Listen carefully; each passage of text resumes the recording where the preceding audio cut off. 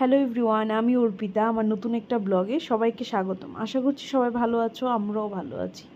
আজকে ব্লগটা হলো শনিবার যেহেতু সেকেন্ড স্যাটারডে পিয়ুষের বন্ধ ছিল, তো আমরা ভাবলাম যে আমাদের গাড়িটা কেনার পর থেকে আর সার্ভিসিংয়ে দেওয়া হয়নি, তো ইমিডিয়েট দেওয়া দরকার। তো তার জন্য বেরিয়ে গেলাম দুজনেই। তখন বাজে প্রায় এই তো 10টা, সাড়ে 10টা এরকমের মধ্যেই বাজে।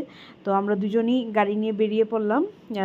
পিয়ুষ সবসময় সকালে চালায়, ভোরবেলা চালাতো।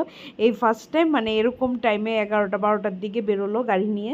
আস্তে আস্তে যাচ্ছিলো, আমিও গেলাম ওর সাথে। গাড়িটা দিয়ে কিন্তু আমাদের আবার ওইখান থেকে বাইক তো নিয়ে যেতে পারবো না, হেঁটে হেঁটে এখান থেকে আসতে হবে। তো আমাদের ঘরের সামনে যে মলটা, তারপরেই ওই যে সার্ভিসিং সেন্টারটা টাটা মোটরসের যেটা আছে, তো দিতে যাচ্ছি। তো দিয়ে ভাবলাম কি করা যায়, ওইখানে যেতে হবে, কিন্তু এতটা টাইম লেগে যাবে সেটা বুঝতে পারিনি। এখানে হিউজ গাড়ির